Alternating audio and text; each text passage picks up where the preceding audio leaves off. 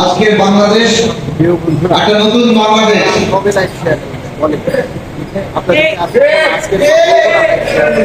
বাংলাদেশে 53 বছর ধরে যে ফ্যাসিস্ট শাসন ব্যবস্থা ধীরে ধীরে এইভাবে আমাদের উপরে জগৎতল পাথরের মতো চেপে বসেছিল, এই শাসন ব্যবস্থা যাতে আর কোনদিন না আসতে পারে আমাদেরকে তার জন্য ঐক্যবদ্ধ থাকতে হবে।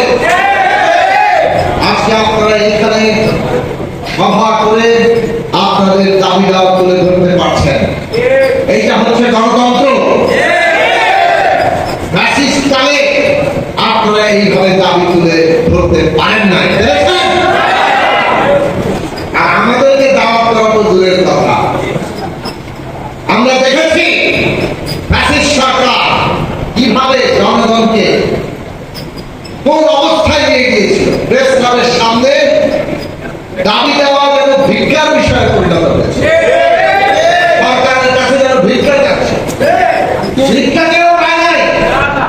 এইরকম অমানবিক অমর্যাদাকর অবস্থায় তারা সমস্ত শ্রেণী পেশার মানুষকে ছেড়ে দিয়েছে।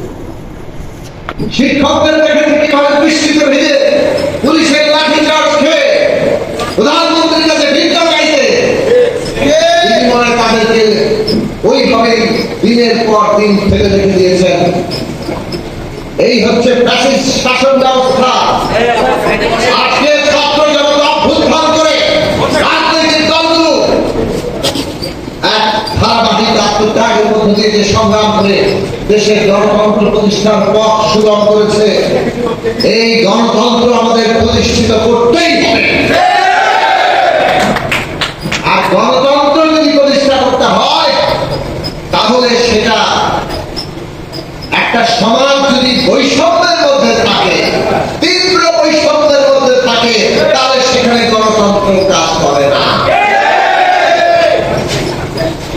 এই যে আপনারা দাবি করেছেন পে স্কেলে যে তীব্র বিরাট বৈষম্য, এই বৈষম্য চলবে না।